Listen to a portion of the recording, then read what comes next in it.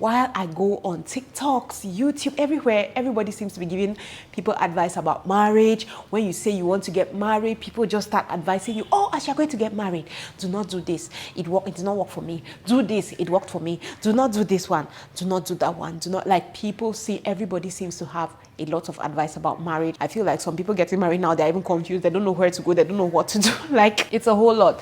So in today's video, guys, I'm just going to be sharing with you 6 of the worst marriage advice I ever got. Okay, this is my opinion. These are the things that I feel like, why are you telling me that? Who asked you to be giving me that kind of information? Okay, so yes, guys, that is what I'm going to be talking about in this video. So if you want to see what I'm talking about, just keep watching.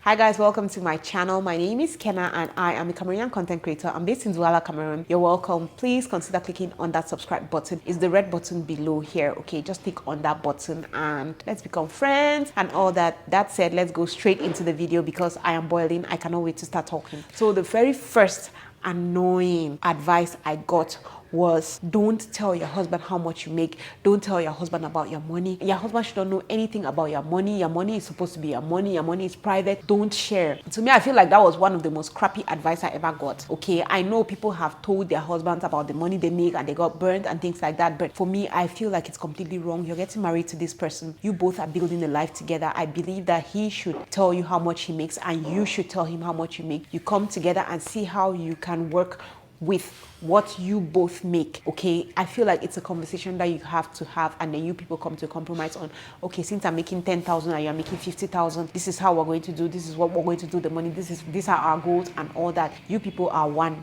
It did not say that you people are one in everything except for money. Don't tell him, hide and things like that. I understand as women we have our little things that we do here and there for money, and maybe for that one you really don't have to tell him, but I feel like telling somebody to hide completely what they make from their husband is just terrible advice. Like, if anybody is telling you that, I don't feel like the person loves you, and like I said, it's from my experience, I don't feel like that is nice. I feel like money is one of those things that really stresses marriages out, so you have to be very careful the way you're handling it. You don't want it to look like you're being very, very selfish. You're thinking only about yourself when it comes to money and all that. So for me, that's advice I'm just like, nope. The second one is never support your husband financially.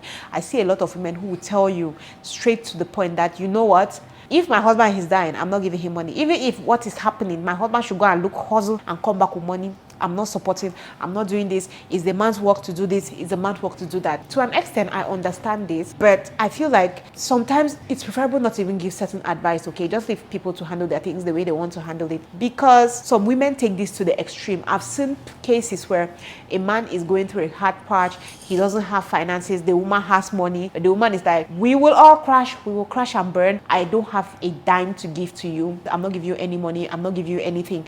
So to me, I'm just like, no. It's okay for you to support your partner financially. If there are issues in the house and you have money at that point and he doesn't have money, it's okay for you to chip something in. It's different when it's like a routine, you're the one always doing it, right? But it's okay for you to support at times. Like, okay, things are not going well now, things are hard now, I can support my partner, it's okay. But there are some women who feel like, no, their money is not dropping near the man. Like, the man should go and look for his own money. If he's suffering, he cannot provide for the house, we would die of hunger, he should provide. It is his duty. So yes, that is it. The next one is, all men cheat.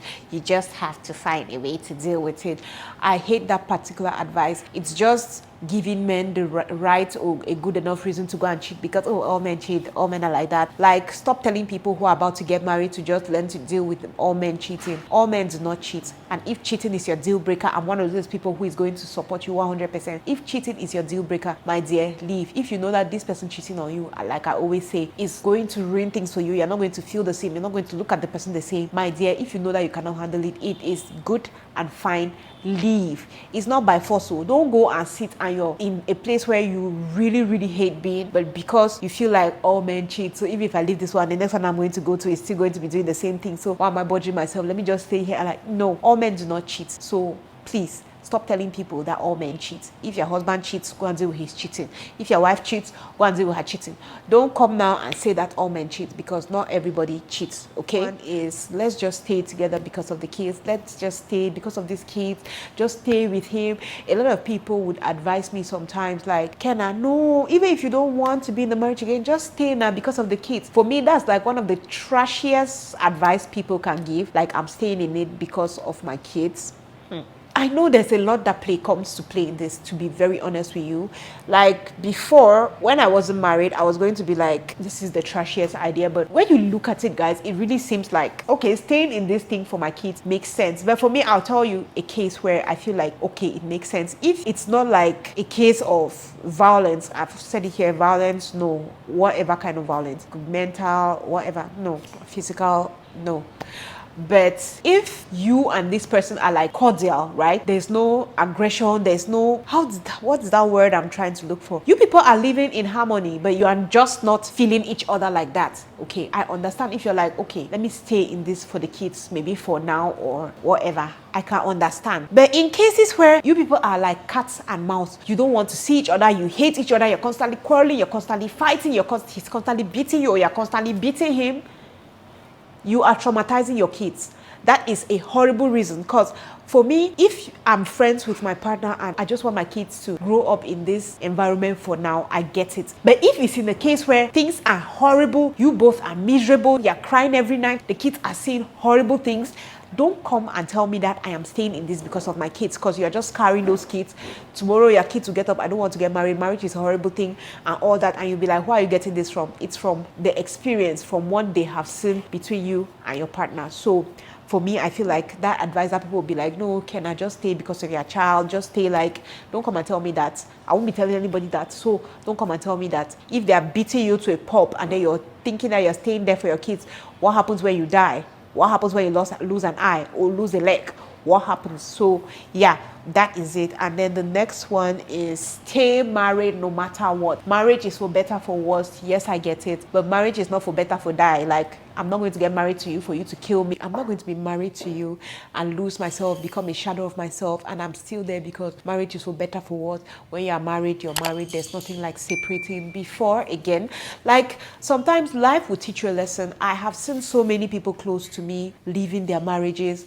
Before, guys, I've said this before I was such a judge, I would just be like, so this one is leaving her husband because the husband used to insult her. As in, is that reason enough? I would judge people's reasons for leaving. I would so judge people's reasons. Like, but after talking with some people who have left their marriages, I got to understand that, you know something, if you feel like you're going to die there, it doesn't matter whether they are beating you or not.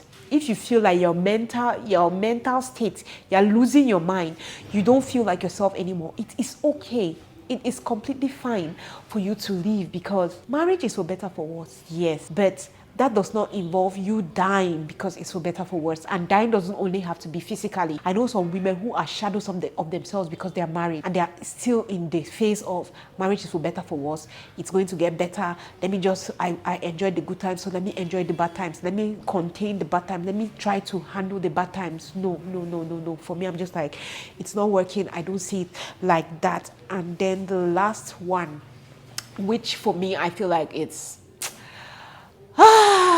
no, the first years of marriage is great. You're in love, you're enjoying everything. And then the last part of marriage, people just become brother and sister. You just decide to live like brother and sister. I feel like you get into that stage. It's a decision. If you decide that you want to keep making fireworks all through your marriage, you can do it. I just feel like your marriage will be what you want it to be. There's nothing like, oh, the things just started being like that, so we just left it. Marriage is effort. That's why they say marriage is work. Marriage is work doesn't mean that you have to quarrel every day and then you have to fight and all that. No, marriage is work is that you have to be intentional. You have to be intentional. You have to get up every day and you're intentional about the fact that I love this person and I want to make it work. I want to keep being attractive for this person. I want to keep our fire burning. I want the love to keep growing, not I don't want to become this person's brother or sister. Basically, you want to be intentional. You want to work towards that. Because I feel like when we start looking at, if you start advising somebody like the first years of marriage are like this, when the person starts losing touch with their partner, they're just like, oh, people had told me, yeah, we'll become brother and sister, so this is the time. No, I believe that you should tell somebody instead that marriage is a choice. It's a choice. Every day you get up, it's a choice to keep loving this person, keep the spark burning. Like, if we do that, a lot of marriages will not be failing. Because one of those things as well that kills marriages is that some people lose the spark and then they start going out there to look for the spark somewhere else and things like that. But if you are intentional about it and you just decide that, no, I want to keep loving this person every day. And when I say you, I'm not talking about one person. It's supposed to be a joint effort. It becomes frustrating if one partner is consciously struggling, constantly struggling to make it work, and then the other partner is just like, no, I've reached that stage, let's just let it go. It cannot work. So it's supposed to be a conscious effort from both of you to make it work. So yes, guys, this is it for me. That's it for me. These are just the advice, the horrible advice I got before getting married. I'm like, why are you telling me this? Like, for me, sometimes I feel like if somebody is telling you they're getting married, just say congratulations, so go and try your part. I tried my part. For me, I always feel like, don't use yourself as, how can I put it? Don't make it seem as if what is happening to you is what's going to happen to them, right? Just be neutral, tell them what you think, and then let it go. Anyway, guys, that said, that is it for this video. What do you think? Do you think this advice that I feel like is the worst advice I got, do you feel like to you it's really good advice and it's something that you would like to put in practice? And if you feel that way, which of them do you feel like that about? Let's talk more in the comment section. Okay, let's talk more. Please do not forget to click on the subscribe button. Kindly click on that subscribe button so we can get to 10K. That's it, guys. Thank you very, very much for watching, and I am going to see you on my next one. Love you guys. Bye.